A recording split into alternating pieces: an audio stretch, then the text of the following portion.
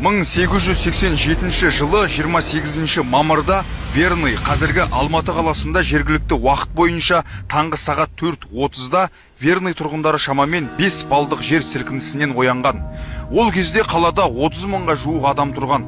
Қалада мұндай құбылыстар өте жиі болған соң тұрғындар бұған көп мән бермеген. Алайда 5 минуттан кейін таңғы 4:35 минутта негізгі жер сілкінісі болып, магнитудасы 7,3-ге дейін барған. Кейіннен бұл оқиға Верный апаты деп аталды.